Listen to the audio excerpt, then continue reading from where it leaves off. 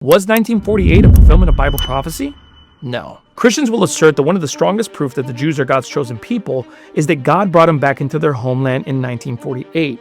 But was that the Lord's doing? You see, God repeatedly warned the children of Israel in the Old Testament that if they forsook God and worshiped false gods, that he would disperse them into all nations as a form of punishment.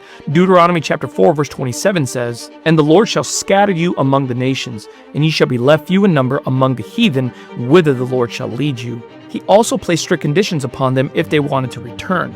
The Bible says in Leviticus 26 and verses 40 through 42 that if they confess their iniquity and the iniquity of their fathers, if they humbled themselves and accepted the punishment of their iniquity, then he would remember his covenant with Jacob and he would remember the land. Basically stating that if they believed on him, they would be allowed to return. Now this happened multiple times throughout biblical history, but the event that broke the branch off the tree was when Jesus Christ came.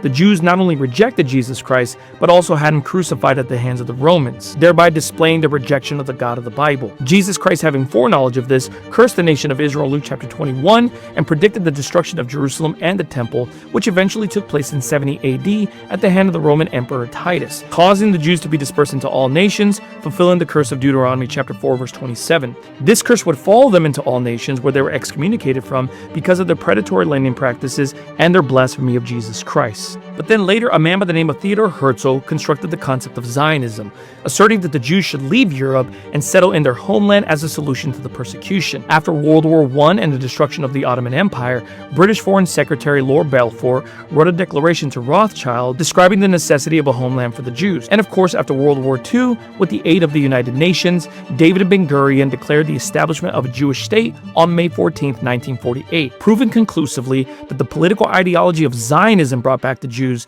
not their faith in Jesus Christ, demonstrating once and for all that God wasn't responsible.